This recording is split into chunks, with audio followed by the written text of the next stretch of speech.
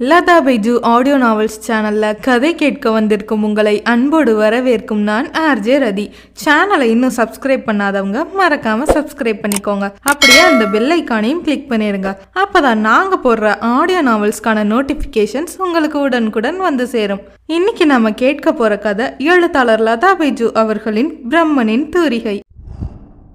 அத்தியாயம் 7. என்ன தெய்வமே, பிறந்த நாள் அதுவுமா வீட்டில் இல்லாம இப்ப வந்துடுறேன்னு கிளம்பிட்டு இவ்வளோ லேட்டா வர்றீங்க. நாளைக்கு கொடுக்க வேண்டிய ஓவியத்தை வேற வரைஞ்சு முடிக்காம போயிட்டீங்க. அந்த பதிப்பகத்துல இருந்து போன்ல கேட்டுட்டு நேர்லயே ஆள் வந்துட்டாங்க. அப்புறம் நான் தான் அவங்கள சொல்லி அனுப்பி வச்சேன். அப்படி எங்க அவசரமா கிளம்பி போனீங்க?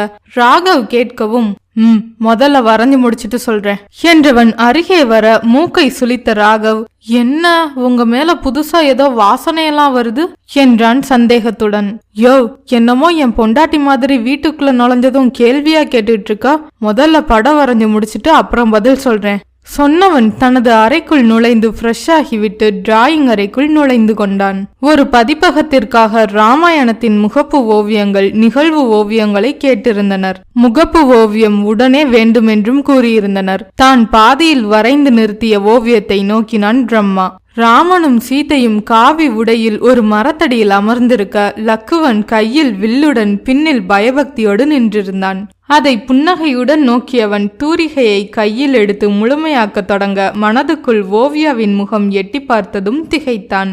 இத்தனை வருஷமா தம்பி மாதிரி கூடவே இருக்கிற ராகவ் கேள்வி கேட்டதுக்கு பொண்டாட்டி மாதிரி கேள்வி கேட்கிறியான்னு நான் கேட்டேன். ஆனா இந்த ஓவியா கேள்வி கேட்டப்ப மட்டும் ஏன் ஃபீல் பண்ணி சாரி சொல்லிட்டு வந்தேன்? யோசித்தவனுக்கு வியப்பாய் இருந்தது. ஒரு சுவிங்கத்தை வாயில் போட்டுக்கொண்டு வேலையில் முனைப்பானவன் கையில் தூரிகை நர்த்தனமாடி கொண்டிருந்தது. வெறும் கோடுகளில் தொடங்கிய ஓவியம் நளினத்தோடு அவனை நோக்கி புன்னகைக்க திருப்தியாய் நோக்கியவன் ஃபைனல் டச் கொடுத்து விட்டு வெளியே வந்தான்.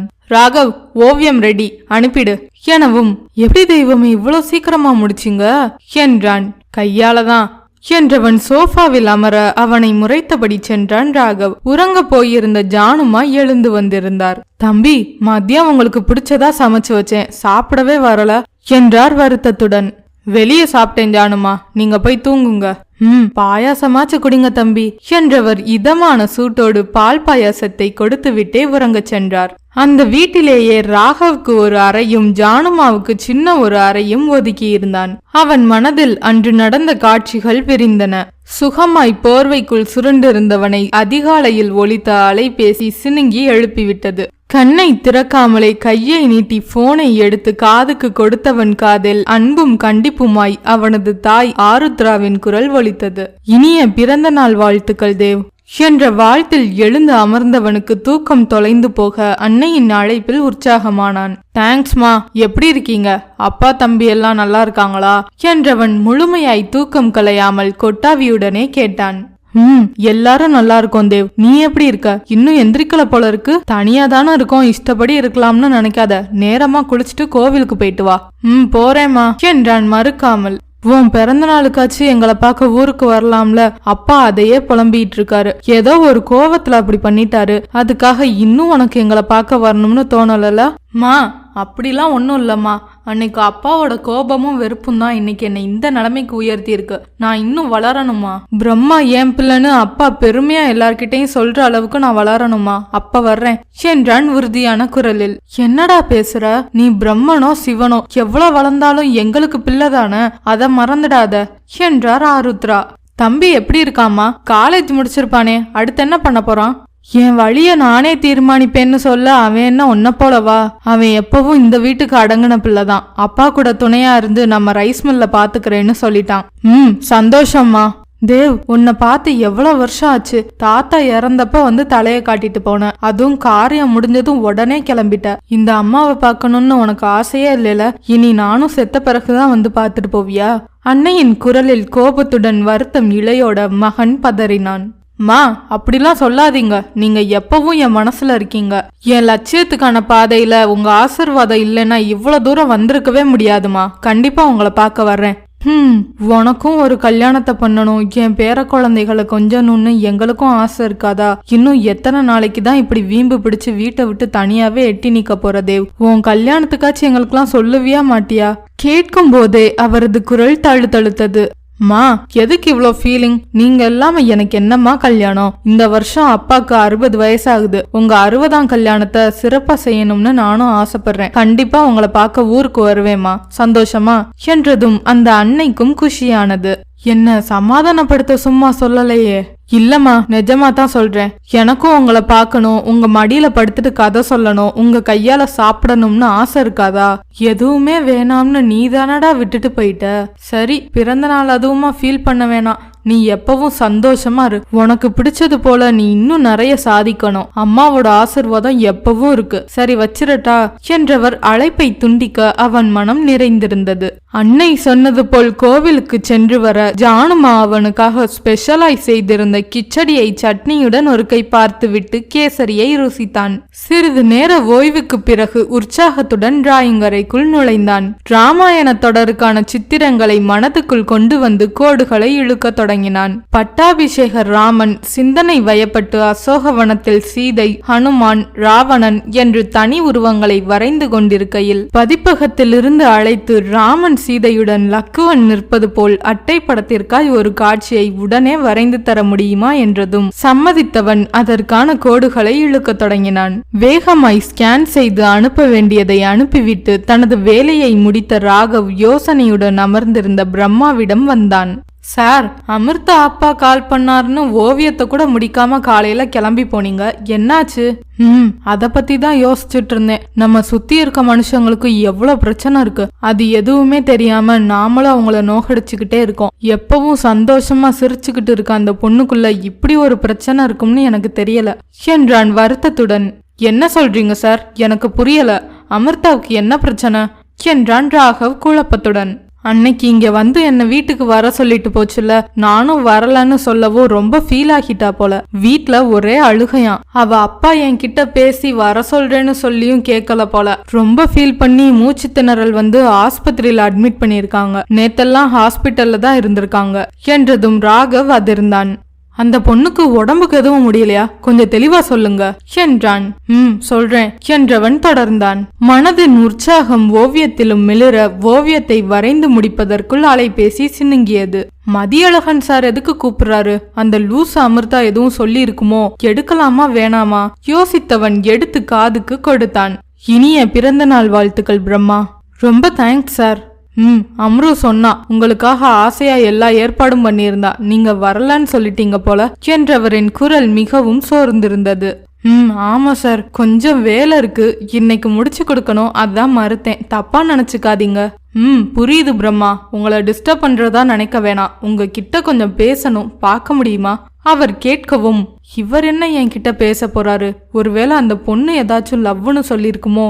யோசித்தவன், எதுவா இருந்தாலும் இப்பவே சரி பண்றதுதான் நல்லது என நினைத்து, சரி சார், எங்க மீட் பண்ணலாம் என்றான். நம்ம வீட்டுக்கே வந்துடுறீங்களா ப்ளீஸ்?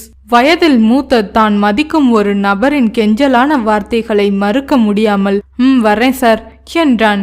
ஓவியத்தை நிறுத்திவிட்டு வெளியே வந்தவன் உடைமாற்றி ஹாலுக்கு வந்தான். ஒரு வேலையாய் சென்று திரும்பி இருந்த ராகவ், டிராயிங் ரூம்ல இருக்கீங்கன்னு ஜானுமா சொன்னாங்க என்றான் கேள்வியுடன். அந்த ராமாயண ஓவியம் தான் வரைஞ்சிட்டு இருந்தேன். மதியழகன் சார் கால் பண்ணாரு, பார்த்து பேசிட்டு வந்துடுறேன், வந்து முடிச்சு கொடுத்துடலாம் என்றவனிடம் அவன் ஏதோ கேட்க வரவும், வந்து பேசிக்கலாம் என்றவன் காரை எடுத்துக்கொண்டு கிளம்பினான். அமிர்தம் பளிங்கு கல்லில் தங்க எழுத்துக்கள் மின்னிய பெரிய கேட்டின் முன் காரை நிறுத்தி ஹாரன் அடித்தான் பிரம்மா. முன்னில் காவலுக்கு இருந்த செக்யூரிட்டி இவனை கண்டதும் பரிச்சயத்துடன் புன்னகைத்து ஒரு சல்யூட் வைத்து கேட்டை திறந்தார். இருபுறமும் நிறைந்திருந்த செடிகளுக்கு நடுவே பிரம்மாண்டமாய் அழகாய் இருந்த மினி பங்களா முன் கார் அமைதியானது. கார் சத்தம் கேட்டு வாசலுக்கு வந்த மதியழகன் பிரம்மாவை அன்புடன் வரவேற்றார். அங்கங்கே நரைத்திருந்த கேசத்திற்கு கலரடிக்காமல் இயல்பாய் அப்படியே விட்டிருந்தார். இதழ்கள் புன்னகையை சிந்தினாலும் வெளுத்த முகத்தில் கம்பீரமாய் அமர்ந்திருந்த மூக்கு கண்ணாடிக்குள் பளபளத்த கண்களில் சோகம் அப்பி கிடந்தது. வாங்க பிரம்மா, என் பேச்ச மதிச்சு நீங்க வந்ததுல ரொம்ப சந்தோஷம். கை குலுக்கி வரவேற்றவரை புன்னகையுடன் பின்தொடர்ந்தான் பிரம்மா. உட்காருங்க. சோஃபாவை காட்டியவர், மேனகா யார் வந்திருக்காங்க பாரு என்றதும் அறைக்குள் இருந்து எட்டி பார்த்த அவரது மனைவி இவனை கண்டதும் சோகமாய் புன்னகைக்க இவனுக்கும் குழப்பமாய் இருந்தது. வாங்க தம்பி, இன்னைக்கு உங்க பிறந்த நாள்னு சொன்னாங்க, வாழ்த்துக்கள் என்றார் உதட்டில் மட்டும் மலர்ச்சியுடன். Thanks madam. அவன் சொல்லவும் இதோ வந்துடுறேன் என்றவர் அடுக்கலைக்கு சென்று சூடான பாதாம் பாலுடன் வந்தார். தேங்க்ஸ் மேடம் என்றவன் ஒரு கிளாஸை எடுத்துக்கொள்ள, உங்களுக்கு பாதாம் பால் பிடிக்கும்னு அம்ரு சொன்னா என்றார் அவர்.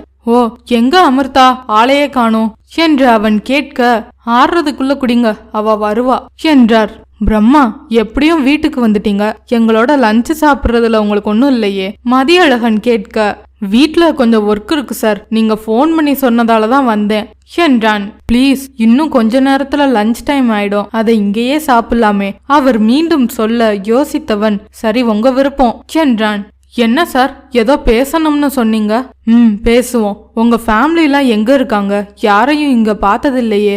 நாங்க ஆந்திராவில் செட்டிலான தமிழ் குடும்பம். என் குடும்பத்துல எல்லாரும் ஆந்திரால இருக்க நரசிங்கப்பள்ளிங்கிற ஊர்ல இருக்காங்க. அங்க எங்களுக்கு ஏக்கர் கணக்குல பண்ண விவசாயம், ரைஸ் மில்னு இருக்கு. அப்பாவும் தம்பியும் அதை பாத்துக்கிறாங்க. ஓ, நல்ல விஷயம்தான். அப்புறம் எப்படி நீங்க இங்க வந்தீங்க என்றார் அவர் புரியாமல். எனக்கு ஓவியம் தான் எல்லான்னு தோணுச்சு, அதான் கிளம்பி வந்துட்டேன்னு சொன்னா வீட்டை விட்டு வந்துட்டேன் என்றான் பிரம்மா. அதிர்ச்சியுடன் அவனை பார்த்தவர், என்ன பிரம்மா சொல்றீங்க, வீட்டை விட்டு வந்துட்டீங்களா? என் ஓவியத்தோட மதிப்பு அவங்க யாருக்குமே தெரியல. ரசிக்கப்படாத இடத்துல ஓவியத்துக்கு என்ன வேலைன்னு கிளம்பி வந்துட்டேன். அதுக்காக அவங்க யாரும் வேணாம்னுலாம் நினைக்கல. அப்பா கொஞ்சம் கோபமா இருக்காரு. ஒரு சாதனையாளனா தான் அவங்க முன்னாடி போய் நிக்கணும்னு வெறியோட வரைஞ்சிட்டு இருக்கேன். இத்தனை நாளா இதெல்லாம் எனக்கு தெரியவே இல்லை பாருங்க என்றார் அவர் திகைப்புடன். இதுல தெரிஞ்சுக்க என்ன இருக்கு சார், ஓவியம் என்னோட உயிர். எனக்கு உயிர் தந்த அவங்களே என் உயிரை பறிக்க நினைக்கிறது சரியில்லை தானே? ஓவியம் வரைகிறதுல இவ்வளோ விருப்பமா? விருப்பம் மட்டும் இல்ல சார், என் வாழ்க்கையே ஓவியம் தான். எனக்கான பாதை ஓவியம்னு முடிவு பண்ண பின்னாடி அதுக்கான பாதையில போறது தானே சரியா இருக்கும். ஓவியத்துல உங்களுக்கு இருந்த ஈடுபாடு தான் இத்தனை சின்ன வயசுல உங்களை ஒரு வெற்றி பெற்ற ஓவியனா உருவாக்கியிருக்கு. இல்ல சார், என்னை பொறுத்த வரைக்கும் வெற்றினாலே தோல்விதான். நான் வெற்றி அடைஞ்சிட்டேன்னு நினைச்சா அதோட நம்ம வளர்ச்சி நின்னு போயிடும். நான் இப்பவும் வெற்றிக்கான பாதையில போயிட்டு இருக்கேன், அவ்வளோதான். ரொம்ப அருமையா சொன்னீங்க பிரம்மா, உங்களை நினைச்சா பெருமையா இருக்கு என்றார் மனதார அவனை பாராட்டி. அதெல்லாம் இருக்கட்டும் சார், அமிர்தா எங்க? நான் உங்க வீட்டுக்கு வரணும்னு ரொம்ப எதிர்பார்த்தது அவங்கதான், இப்ப ஆளையே காணோம். அவன் கேட்கவும் அதுவரை இயல்பாய் உரையாடியவரின் முகம் வாடியது. அவளுக்கு கொஞ்சம் உடம்பு முடியல, வாங்க அவளை பார்த்துட்டு வரலாம் என்றவர் எழுந்து நின்று கொள்ள அவனும் புரியாமல் எழுந்து நின்றான். எந்திரிச்சு வர முடியாத அளவுக்கு அப்படி என்ன உடம்புக்கு? ஒருவேளை காய்ச்சலா இருக்குமோ என நினைத்தவன் அமைதியாய் அவரை தொடர்ந்தான். வெறுமனே சாத்தியிருந்த ஒரு அறை கதவை தள்ள உள்ளே கட்டிலில் கலைந்து போன ஓவியம் போல் களைத்து கிடந்தாள் அமிர்தா. அவள் கண்கள் சோர்வுடன் மூடியிருக்க, 2 நாட்களுக்கு முன் பார்த்த பொலிவான அமிர்தாவா இவள் என்பது போல் அதிர்ச்சியுடன் அவளை பார்த்தான் பிரம்மா. மகள் அருகே சென்று அமர்ந்த மதியழகன், அம்ரு பாப்பா, இங்க பாருடா யார் வந்திருக்காங்கன்னு. அமிர்தாக்கு என்னாச்சு சார்? அவன் கேட்க கலங்கிய கண்ணை துடைத்து கொண்டு தலையாட்டியவர் மகள் அருகே அமர்ந்து மெல்ல அழைத்தார். அவரது குரல் அவளது மூளையை உணர்த்த மெல்ல அசைந்தாள். இமைப்போர்வை கனமான கம்பளி போல் விழியை மூடியிருக்க சிரமத்துடன் கண்ணை பிரித்தாள். தந்தையின் முகத்தில் சோகமாய் பதிந்த பார்வை அருகில் நின்ற பிரம்மாவை கண்டதும் வியப்புடன் மலர்ந்தது. உலர்ந்து கிடந்த இதழ்கள் மெல்ல பிரம்மா என்று உச்சரிக்க நாவால் தடவிக்கொண்டு மீண்டும் பிரம்மா வந்துட்டீங்களா என்றவள் மெல்ல வலது கையை அவனை நோக்கி தூக்கி ஹாப்பி பர்த்டே பிரம்மா திணறலுடன் கூறி மெல்ல புன்னகைக்க அவன் எதுவும் புரியாமல் அதிர்ந்து கலங்கி போய் நின்றான். 21 வயசுல பட்டாம்பூச்சி போல சிறகடிச்சு ஒரு நிமிஷமும் உற்சாகம் குறையாம சுத்திட்டு இருக்க அமிர்தாவாது இவளுக்கு என்ன இருக்கும்? மூளையை தாக்கிய அதிர்ச்சி முகத்திலும் பிரதிபலிக்க அமைதியாய் பார்த்து நின்றான். பா தூக்குங்க என்று 2 கைகளையும் தூக்க முயன்ற மகளை மெல்ல எழுப்பி சாய்வாய் உட்கார வைத்தவரின் கண்களில் கண்ணீர் நிறைந்திருந்தது. பா அவருக்கு லஞ்ச் மெல்லிய குரலில் நிதானமாய் கேட்க, அவர் சாப்பிட்டு தான் போவார்மா, அம்மா ரெடி பண்ணிட்டு இருக்கா, உனக்கு ஹாப்பி தானே எனவும், நான் ரொம்ப ஹாப்பிப்பா, தேங்க்ஸ் பிரம்மா என்றவள், என்ன ஹாலுக்கு அழைச்சிட்டு போங்கப்பா எனவும், எதுக்குடா நீ தூங்கி ரெஸ்ட் எடு, பிரம்மா வந்திருக்கும் போது நோ தூக்கம் நோ டயர்ட் ப்ளீஸ் பா. சரி வா என்றவர் அவளை கைத்தாங்கலாய் பிடித்து கொண்டு ஹாலுக்கு அழைத்து வந்தார். அங்கே நடப்பது எதுவும் சத்தியமாய் பிரம்மாவுக்கு புரியவில்லை. குழப்பத்துடனே அவர்களை பார்த்து கொண்டிருந்தான். மகளின் குரலை கேட்ட மேனகா வேகமாய் அடுக்கலையிலிருந்து வந்தார். நீ எதுக்கு பாப்பா எழுந்து வந்த? ஹார்லிக்ஸ் தரட்டுமா எனவும், குடுங்க, கொஞ்ச நேரத்துக்கு எனக்கு எனர்ஜி வேணும் சோகமாய் சொல்லி சிரித்தவளை கலக்கத்துடனே பார்த்து நின்றான் பிரம்மா. ரசிக்கப்படாத இடத்தில் கவிதையும் வெற்று வார்த்தைகளே, ரசனையில்லா இடத்தில் ஓவியமும் வெறும் கோடுகளே. அத்தியாயம் 8. அருகில் அமர்ந்திருந்த அமிர்தாவை கனிவோடு நோக்கிய பிரம்மா, அமிர்தா, உனக்கு என்னாச்சுமா? 2 நாள்ல இது என்ன கோலம் என்றான் புரியாமல்.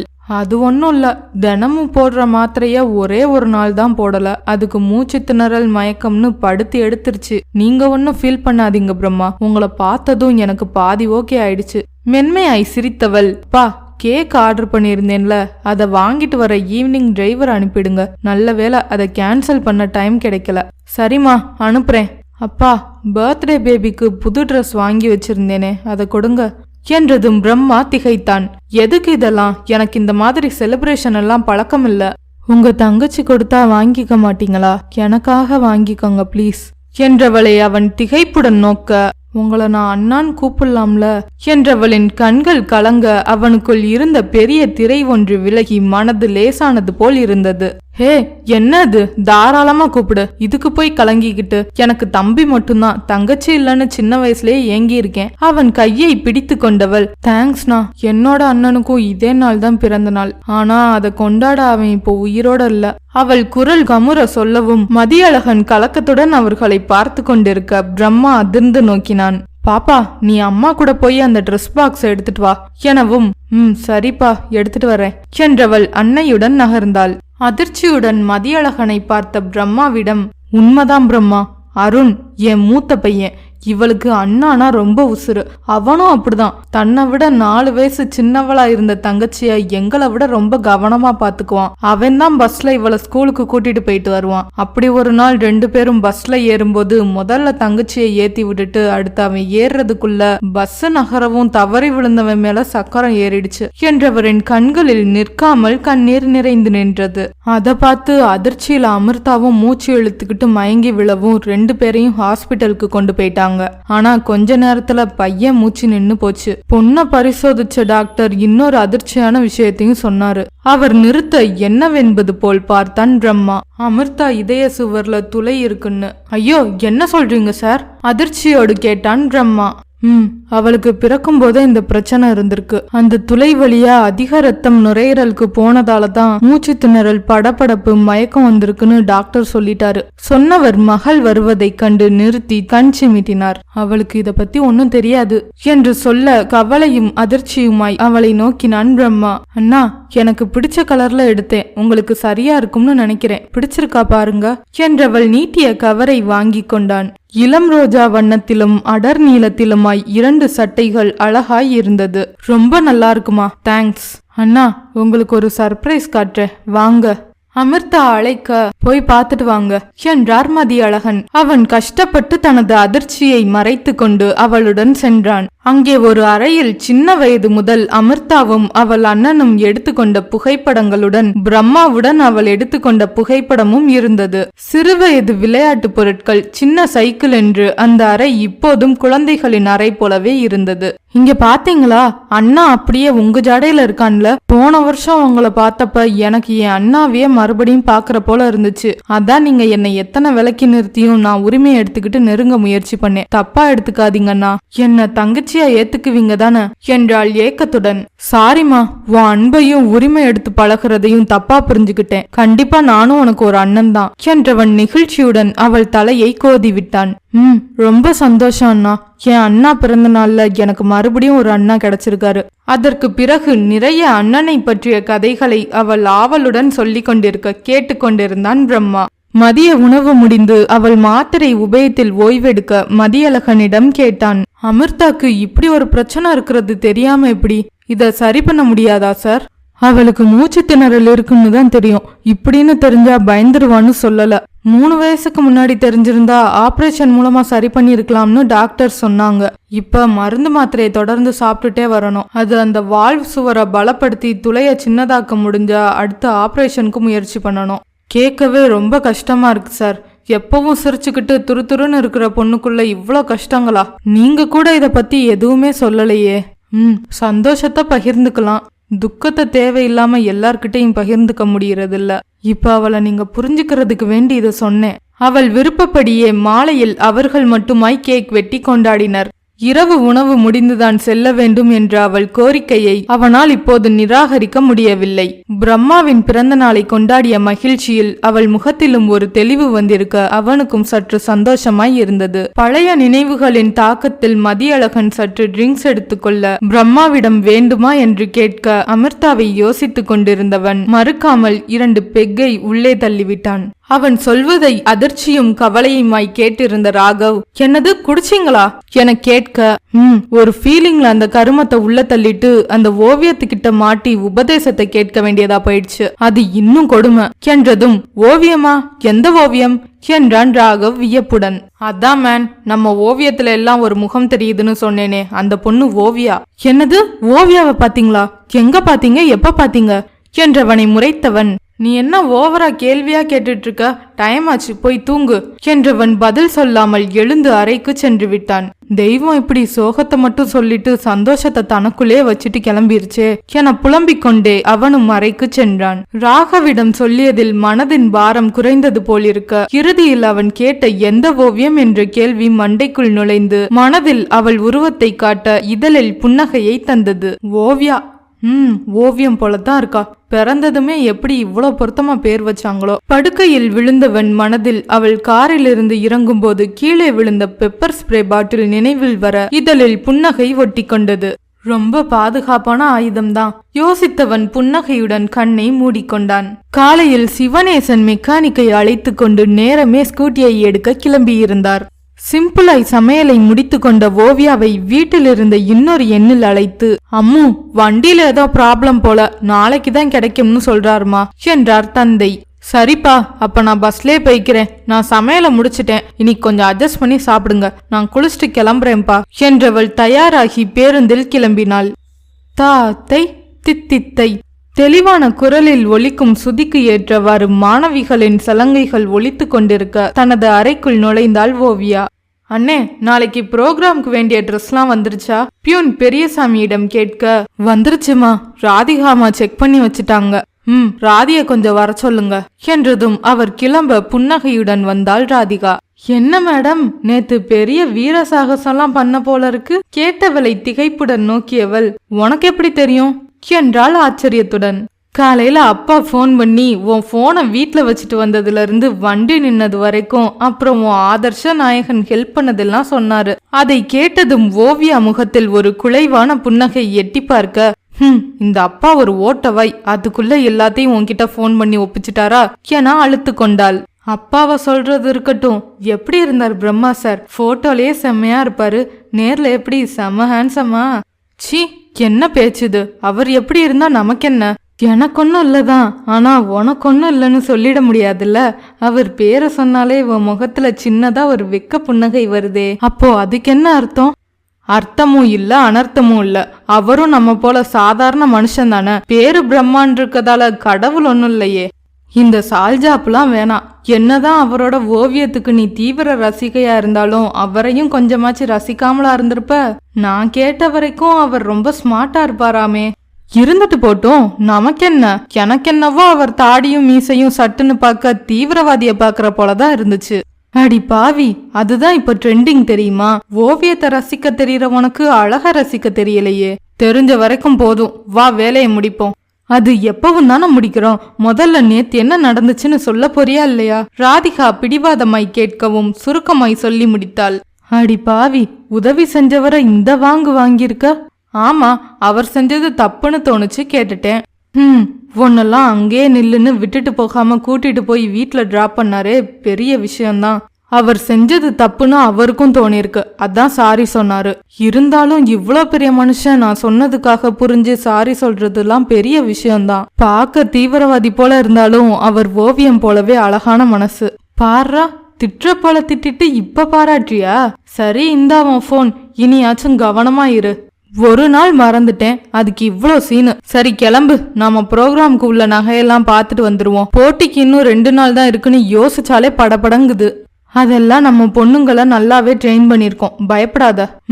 தச்சு வந்த ட்ரெஸ் அளவெல்லாம் சரி பார்க்கணும். ஆடும்போது எங்காச்சும் பிடிக்கவோ லூசாவோ இருந்தா கஷ்டமாயிடும், வந்து பாத்துக்கலாம் என்றவள் எழுந்து கொள்ள ராதிகாவின் வண்டியில் இருவரும் கிளம்பினர். 4-5 கடைகளில் நகைகளை பார்த்து விலை கேட்டு நடன உடைக்கு பொருத்தமான நகையை வாடகைக்கு பேசி அட்வான்ஸ் கொடுத்திருந்தனர். எல்லாம் முடிந்து திரும்புகையில் மதிய உணவுக்கான நேரம் கடந்து கொண்டிருக்க பேசிக்கொண்டே சாப்பிட்டு முடித்து சிறிது ஓய்வெடுக்க 4 மணி வகுப்புக்கான மாணவிகள் வரத் தொடங்கினர். புதிய மாணவி ஒருத்தி அன்னையுடன் காத்திருக்க, ராதி நீ கிளாஸ் ஸ்டார்ட் பண்ணு, நான் அவங்கள பாத்துட்டு வரேன் என்ற ஓவியா அவர்களிடம் சென்றாள். வணக்கம் மேடம், இது என் பொண்ணு ரம்யா, இவளுக்கு டான்ஸ்னா ரொம்ப பிடிக்கும், அதான் சேர வந்தோம். அழகான வட்டமுகம், கதை பேசும் கண்கள் என அழகாய் இருந்த ரம்யாவை கண்டதுமே ஓவியாவுக்கு பிடித்தது. ஓ, என்ன கிளாஸ் படிக்கிற ரம்யா?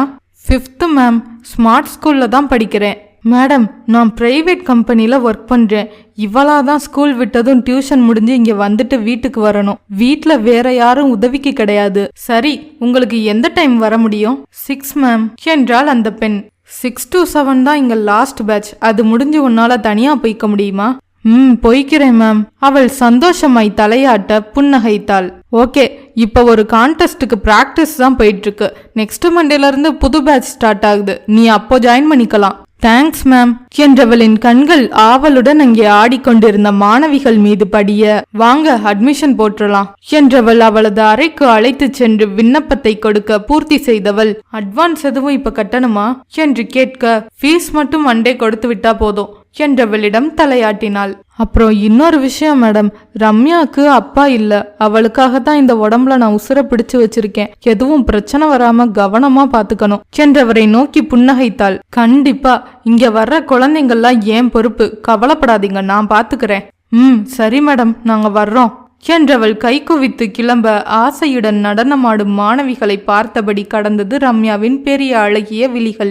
ராதிகாவுடன் ஓவியாவும் சேர்ந்து கொள்ள சீராக ஒலித்த சலங்கைகளின் சத்தம் இதமாய் ஹாலை நிறைத்தது. கிளாஸ் முடிந்து மாணவிகள் கிளம்ப தொடங்க ராதிகா ஓவியாவிடம் வந்தாள்.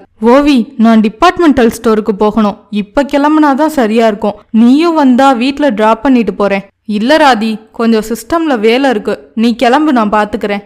அத நாளைக்கு பாத்துக்கலாம்ல, பஸ் ஸ்டாப்க்கு அவ்வளோ தூரம் நீ நடக்கணுமேனு தான் சொன்னேன். நாளைக்கு வேற வேலை இருக்கு, இன்னைக்கு இதை முடிச்சாதான் உண்டு. நீ கிளம்பு, நான் பாத்துக்கிறேன். சரி, நான் கிளம்புறேன், பத்திரமா கிளம்பு. இன்னைக்கும் வழியில முழிச்சிட்டு நின்னா உன் நாயகன் வருவான்னு எதிர்பார்க்காத என்றவளை முறைத்து தலையாட்டி அவள் கிளம்பியதும் புன்னகையுடன் அறைக்கு சென்றாள். நேத்து ஒரு நாள் வழியில மாட்டிக்கிட்டேன், அதுக்காக என்ன குழந்தை போல 1000 பத்திரம் சொல்றா என சிரித்து கொண்டே இருக்கையில் அமர்ந்தவள் மனதில் சிநேகத்துடன் கண்கள் சுருங்க சிரித்த பிரம்மாவின் புன்னகை முகம் வந்தது. சிரிச்சா ரொம்ப அழகாத்தான் இருக்காரு, நாம தான் தாடிய பார்த்து கேடியோன்னு தப்பா நினைச்சிட்டோம் என தன்னைத்தானே திட்டிக் கொண்டு கம்ப்யூட்டரில் பார்வையை பதித்தாள். கண்கள் மாணவிகளின் புகைப்படத்தை கண்டாலும் மனமோ பிரம்மாவின் முகத்தை ஆராய்ந்து கொண்டிருந்தது.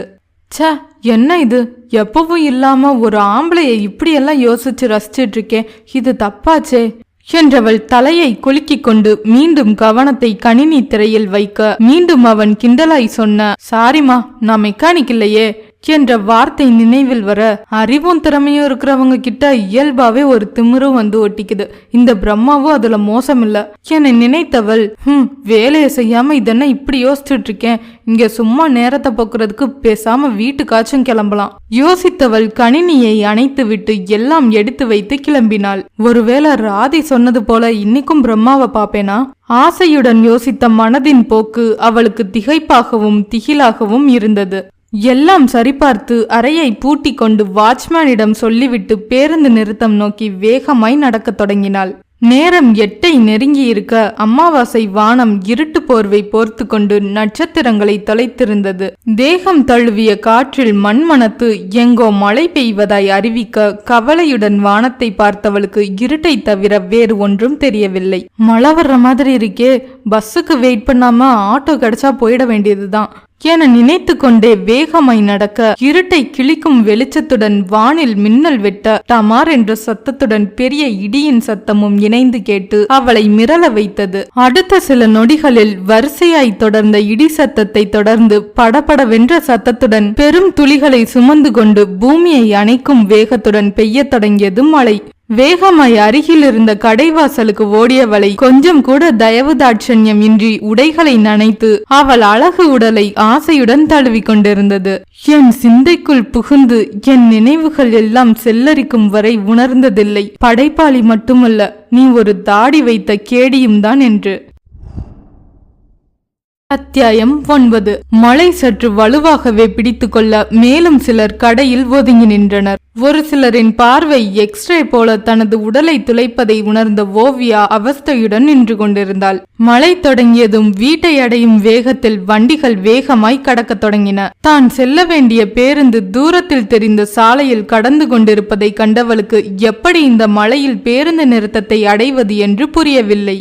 ஆட்டோ எதுவும் வருகிறதா என பார்த்தாலும் சாலைக்கு சென்றால்தான் காலி ஆட்டோ கிடைக்கும் என புரிய தவிப்புடன் மழையை ரசிக்க முடியாமல் நின்றாள். அலைபேசியை நனையாமல் இருப்பதற்காய் கைப்பையில் போட்டிருக்கவே அது சப்தித்தும் கேட்கவில்லை. சிவனேசன் மகளை காணாமல் அழைத்து கொண்டிருந்தார். அம்மு ஏன் போன் எடுக்க மாட்டேங்கிறா? மழை வேற வருது, பஸ் ஏறிட்டாலா என்னன்னு தெரியலையே, கொடை எடுத்துட்டு போகலாம்னு பார்த்தா போனும் எடுக்க மாட்டேங்கிறா, இப்ப என்ன பண்றது? தவிப்புடன் அந்த தந்தை யோசித்து கொண்டிருக்க அவர் கையில் இருந்த அலைபேசி சினுங்கியது. இது நேத்து அம்மு கால் பண்ண நம்பராச்சே, அப்படின்னா பிரம்மா சாரா? திகைப்புடன் யோசித்து கொண்டே ஆன் பண்ணி காதில் கொடுத்தார். ஹலோ, இது டான்சர் ஓவியா வீடு தானே? நான் ஆர்டிஸ்ட் பிரம்மா பேசுறேன். கம்பீரமாய் ஒலித்தது அவனது குரல். ஆமா சொல்லுங்க சார், நான் அவ அப்பா தான் பேசுறேன். ஓ வணக்கம் சார். ஒண்ணுமில்ல, சட்டுன்னு நேத்து கம்ப்ளைண்ட் ஆன ஸ்கூட்டியை ரோட்டோரத்துல வச்சுட்டு போயிட்டோமே, ஒன்னும் ப்ராப்ளம் இல்லையேன்னு கேட்க தான் கூப்பிட்டேன். வண்டியை எடுத்து சரி பண்ணிட்டீங்களா? உங்க உதவிக்கு ரொம்ப நன்றி பிரம்மா சார். என் பொண்ணு மட்டும் இல்ல, நான் கூட உங்களோட மிகப்பெரிய ஃபேன் தான். காலையிலேயே வண்டியை மெக்கானிக் விட்டு எடுத்து சரி பண்ண கொடுத்தாச்சு. நாளைக்கு தான் கிடைக்கும்னு சொன்னாங்க. நேத்து நீங்க வீட்டுக்குள்ள வராம அப்படியே கிளம்புனதுல கொஞ்சம் வருத்தம் தான். ரொம்ப சந்தோஷம் சார். அது ஒரு வேலைன்னு அப்படியே கிளம்பிட்டேன். இன்னைக்கு இந்த பக்கம் வரவும் நினைவு வந்துச்சு, அதான் கால் பண்ணேன். ஓவியா இருக்காங்களா? அவ இன்னும் ஸ்கூல்ல இருந்து வீட்டுக்கு வரல சார். பஸ்ல வர்றேன்னு சொன்னா, ஃபோன் பண்ணாலும் எடுக்கல. அப்படியா? மழை வேற பெய்யுது. நான் உங்க ஏரியால தான் இருக்கேன். அவங்க ஸ்கூல் எங்கன்னு சொல்லுங்க, வழியில இருக்காங்களான்னு பாக்குறேன். ரொம்ப நன்றி தம்பி என்றவர் விவரத்தை சொல்ல, சரி சார் வச்சிடுறேன் என்றவன் காரை எடுத்தான். யதார்த்தமாய் அந்த பக்கம் ஒரு வேலையாய் வந்தவனின் மனம் நேற்றைய சம்பவத்தை யோசிக்க அனாதரவாய் இரவில் விட்டு சென்ற வண்டியை பற்றி கவலையில் அழைத்திருந்தான். இப்போது சிவனேசன் சொன்னதை கேட்டதும் நாட்டியப்பள்ளி இருந்த திசையில் மழை நீரை சிதறடித்து கொண்டு வண்டி சென்று கொண்டிருந்தது. தான் எதற்காக வந்தோம், இப்போது எதற்காக அவளை தேடி செல்கிறோம் என்றெல்லாம் யோசிக்காமல், பாவம் மழையில எங்கேயாச்சும் மாட்டிருப்பாளோ, நேத்து போல எந்த பிரச்சனையும் இருக்கக்கூடாது. மனம் இயல்பாய் தவிக்க அவனுக்கு வியப்பாய் இருந்தது. அதிகம் யோசிக்காமல் வழி எங்கும் பார்வையால் சல்லடையிட்டவன் முக்கிய சாலையில் இருந்து பள்ளிக்கு செல்லும் வழியில் வண்டியை திருப்பினான். மழையில் நனைந்ததில் கலைந்திருந்த ஓவியம் முகத்தில் கவலையுடன் அவன் கண்ணில் பட்டுவிட அவள் அருகே சென்று காரை நிறுத்தி கண்ணாடியை இறக்கினான். தன் அருகில் நின்ற காரை வியப்புடன் ஏறிட்டவள் முகம் பிரம்ம கமலமாய் மலர்ந்தது. வாங்க ஓவியமே. அவன் கையசைத்து உள்ளே ஏறும்படி கூறவும் அதற்கு மேல் யோசிக்காமல் முன்கதவை திறந்து உள்ளே அமர்ந்தாள் ஓவியா. அதற்குள் மழை அவள் மீது மீண்டும் தன் திறமையை காட்ட முகத்தில் வடிந்த நீர்த்துளியை கையால் வலித்து துடைத்தாள். டவல் இருக்கு, வேணுமா? அவன் கேட்க, இல்ல பரவாயில்ல சார். அவனுடையதை எப்படி உபயோகிப்பது என்ற எண்ணத்தில் வேண்டாம் என்றாள். அட, வாஷ் பண்ணி யூஸ் பண்ணாததுதான், இந்தாங்க. அவன் எடுத்து கொடுக்கவும் தயக்கத்துடன் வாங்கி கொண்டாள். அநியாயமா இந்த மழை ஓவியத்தை களைச்சிருச்சே. அவன் சொல்லவும் நிமிர்ந்தவள் புன்னகைத்தாள். முகம் கழுத்தில் இருந்த நீரை டவலால் ஒற்றி கொண்டவள், ரொம்ப தேங்க்ஸ் பிரம்மா சார். நீங்க எப்படி இந்த பக்கம் என்றாள் அவனிடம். விஷயத்தை கூறியவன், உங்க அப்பா உங்களை காணோம்னு ரொம்ப தடவை போன் பண்ணிருக்காரு. நீங்க அட்டன் பண்ணாம பாவம் ரொம்ப தவிச்சு போயிட்டாரு. முதல்ல அவருக்கு போன் பண்ணி சொல்லுங்க என்றதும் பேக்கில் இருந்து போனை எடுத்து பார்த்தவள் அதிலிருந்த தவறிய அழைப்புகளை கண்டு, பாவம் அப்பா என நினைத்தபடி அழைத்து பேசினாள். காரின் இருபக்கமும் வைப்பர் மழை நீரை வலித்தெடுத்து வழியை கண்ணாடியில் சீராக காட்டிக் கொண்டிருந்தது. அதுவரை காரை எடுக்காமல் அங்கேயே நிறுத்தியிருந்தவன், பேசியாச்சா, கிளம்பலாமா எனவும், எப்பெல்லாம் எனக்கு பிரச்சனை வருதோ அப்பெல்லாம் வந்து நிக்கிறீங்க, இதான் பிரம்ம விதி போல இருக்கு. ரொம்ப தேங்க்ஸ் சார் என்றவளை நோக்கி அவன் புன்னகைக்க அந்த சிரிப்பின் வசீகரத்தில் தன்னை மறந்து லயித்து பார்த்தாள் ஓவியா. கண்கள் சுருங்க சிரிக்கும் போது விழிகளில் ஒரு ஒளி தெரிய, கருப்பு தாடிக்குள் விடுபட்டு சிரிக்கும் இதழ்களில் லேசாய் தெரியும் பற்கள் சற்று முன் கண்ட மின்னலை நினைவுபடுத்தியது. கழுத்தை இறுக்கி பிடிக்கும் அரைக்கை டி-ஷர்ட் ஜீன்ஸ் என அம்சமாய் இருந்தவனை தன்னை அறியாமல் ரசித்து கொண்டிருந்தவளின் மனம் கேலி செய்ய சட்டென்று தனது பார்வையை மாற்றிக்கொண்டு முன்னில் பதித்தாள் ஓவியா. என்ன ஓவியம் கூட ஓவியனை எடை போடுற போல இருக்கு, எப்படி ஜஸ்ட் பாஸாச்சு கிடைக்குமா? அவன் கேட்க தன்னை கண்டுகொண்டான் என புரியவும் அவள் நாணத்துடன் குனிந்து கொண்டாள். ஹே கூல், ரசிக்கிறதுல எந்த தப்பும் இல்ல. இந்த உலகத்துல எந்த ஒரு விஷயத்திலையும் ஏதாச்சும் ஒரு அழகு இருக்கும். கலைஞர்கள் பொதுவாவே ரசனையானவர்கள் தான். நீங்க என்ன எடை போட்டதை நான் தப்பாலாம் எடுத்துக்க மாட்டேன் என்று மீண்டும் சிரிக்க அவளுக்கு வெட்கம் தள்ளியது. மெல்லிய சிரிப்புடன் அவனை ஒரு பார்வை பார்த்து விட்டு குனிந்து கொண்டாள். அது இருக்கட்டும், நான் உங்களை வாங்கன்னு சொன்னதும் உடனே வந்து வண்டியில ஏறிட்டீங்க. இப்ப என் மேல நம்பிக்கை வந்துருச்சா, இல்ல இன்னைக்கும் பெப்பர் ஸ்ப்ரே எல்லாம் கையில வச்சிருக்கீங்களா? பிரம்மா கேட்கவும் நிமிர்ந்து புன்னகைத்தாள் ஓவியா. உங்ககிட்ட அதுக்கு அவசியம் இல்லைன்னு தோணுச்சு சார். அவள் சொல்லவும் திகைப்புடன் நோக்கினான். ஓ, எதனால இந்த நம்பிக்கை? நேத்து சொன்னதுதான் இன்னைக்கும் சார். ஒரு நல்ல கலைஞன் கண்டிப்பா தப்பு பண்ண மாட்டான். நீங்க மிகச் சிறந்த கலைஞன். நேத்து நான் பயப்பட்டது கூட முதல்ல எனக்கு நீங்க யாருன்னு தெரியாமலும் நீங்க ட்ரிங்க் பண்ணி இருந்ததாலையும் தான் sir. Really super. Then one request. என்னது சார்? இதான், இந்த சார் தான் கொஞ்சம் டிஸ்டர்ப் பண்ணுது. நான் ஓவியன், நீங்க ஓவியம். இப்பதான் நமக்குள்ள ஒரு ஃப்ரெண்ட்ஷிப் வந்துருச்சே. நீங்க என்ன பேர் சொல்லியே கூப்பிடலாமே என்றான் சிரிப்புடன் அவளை நோக்கி. நீங்க ரொம்ப பெரிய ஆள், நான் எப்படி உங்களை பேர் சொல்ல முடியும்? புன்னகையுடன் கூறி அவளை நோக்கி தலையாட்டியவன், ஹலோ, நான் ஒன்னும் அவ்வளவு வயசானவன்லாம் இல்லங்க. உங்களை விட 5-6 வருஷம்தான் மூத்தவனா இருப்பேன், அவ்வளவுதான் என்றான். நான் வயச சொல்லல, உங்க உயரத்தை சொன்னேன். என்ன பெரிய உயரம்? ஒரு 6 அடி இருப்பேன். ரொம்ப வேடிக்கையா பேசுறீங்க சார். மறுபடியும் சாரா? என்ன ஓவியமே இது? சார், என் பேரு ஓவியம் இல்ல, ஓவியா. சரிதான், ஆனா எனக்கு வாயில ஓவியம் தான் வருது. நான் அப்படியே கூப்பிடுறேனே. ஓகே சார், ஆனா நான் உங்களை சார்ன்னு தான் கூப்பிடுவேன். ஃப்ரெண்ட்லியா பழகியாச்சு, இன்னும் எதுக்கு இந்த சாரு மோருன்னு? என்னமோ கூப்பிடுங்க என்றவன் அதற்கு பிறகு அமைதியாகிவிட்டான். கார் வீட்டை நெருங்கவே அவன் கொடுத்த டவலை துடைத்துவிட்டு போர்வை போல் தன் மீது போர்த்தி கொண்டிருந்தவள் அதை எடுத்துவிட்டு உடையை சரி செய்து கொண்டாள். சார், 2 நாள்ல எங்க டான்ஸ் கான்டெஸ்ட் ஒண்ணு வருது. நம்ம பள்ளி சார்பா சில மாணவிகள் கலந்துக்கிற நடனம் இருக்கு. நீங்களும் வந்தா சந்தோஷப்படுவேன். ட்ரை பண்றேன் என்றவன் எங்கே எப்போது என்ற விவரங்களையும் கேட்டுக்கொண்டான். சார், இன்னைக்காச்சும் வீட்டுக்கு வந்தீங்கன்னா அப்பா ரொம்ப சந்தோஷப்படுவாரு. ஓவியா சொல்ல யோசித்தவன், சரி, என்னோட பெரிய ஃபேன்னு வேற சொன்னாரு, பாத்துட்டே கிளம்புறேன் என்றதும் அவள் முகம் சந்தோஷத்தில் மலர்ந்தது. மழை குறையாமல் அடித்து ஊற்றி கொண்டிருக்க தெருவில் மின்சாரம் காணாமல் போயிருந்தது. கரண்ட் போயிருச்சு போல இருக்கு. ஓவியா சொல்ல கார் ஹெட்லைட் வெளிச்சத்தில் கவனமாய் ஓவியாவின் வீட்டு தெருவில் காரை திருப்பினான். வாசலிலேயே காத்திருந்தார் சிவனேசன். காரை கண்டதும் குடையுடன் ஓடி வந்து கேட்டை திறந்தார். கேட்டுக்குள் காரை நிறுத்த வசதி இல்லாததால் வாசலிலேயே வண்டியை நிறுத்தினான் பிரம்மா. வாங்க சார். ஓவியா அழைக்க காரிடம் வந்த சிவனேசன் குடையை மகளிடம் நீட்டினார். இந்த அம்மு கூட சார நனையாம அழைச்சிட்டு வா என்றவர் டவலை தலையில் போட்டபடி வீட்டுக்கு ஓடினார். சட்டென்று நிமிர்ந்தவன் அவளை பார்க்க இறங்கியவள் அவன் கதவுக்கு பக்கத்தில் வந்து, வாங்க சார் எனவும் இறங்கி குடையை வாங்கி கொண்டான். ஓவியம் நனையாம நான் கொடை பிடிக்கிறேன் என்றவன் குடையை வாங்கி கொண்டு அவள் நனையாமல் பிடித்து கொள்ள அருகில் அவனுடன் சேர்ந்தபடி நடந்தவள் வீட்டுக்குள் நுழைய குடையை மடக்கிவிட்டு வந்தான். வணக்கம் பிரம்மா சார், மழையோட வீட்டுக்கு வரீங்க, ரொம்ப சந்தோஷம், வாங்க என்றவர் கைகூப்ப சிரித்தான். வணக்கம் சார், எனக்கும் ரொம்ப சந்தோஷம் என்றவனிடம் உள்ள வாங்க சார் என்று சொல்ல பாதி சுவரின் மீது அழகான மர வேலைப்பாடுடன் சாய்வாய் இருந்த சிட் அவுட்டில் சோஃபாவில் அமர்ந்தான் பிரம்மா. செயற்கை மின்சார உதவியால் வீட்டில் வெளிச்சம் இருந்தது. என்ன சார், இங்கே உட்காந்துட்டீங்க, உள்ள வந்து உட்காருங்க சிவனேசன் சொல்ல, இருக்கட்டும் சார், இங்கே நல்லா இருக்கு, இந்த சிட் அவுட் டிசைன் எனக்கு ரொம்ப பிடிச்சிருக்கு என்றான் அதை பார்த்து கொண்டு. கேரளால இருந்து என் ஃப்ரெண்டு ஒரு ஆசாரிய கொண்டு வந்து பண்ணி கொடுத்த ஒர்க். எனக்கு கேரளா ஸ்டைல் வீடு ரொம்ப பிடிக்கும் என்றார். நல்லா இருக்கு சார் என்றவனிடம், ஒரு நிமிஷம் சார், காஃபி குடிப்பீங்க தானே என்றார் தயக்கத்துடன். திவ்யமா குடிப்பேன், அதுவும் இந்த மழை நேரத்துல.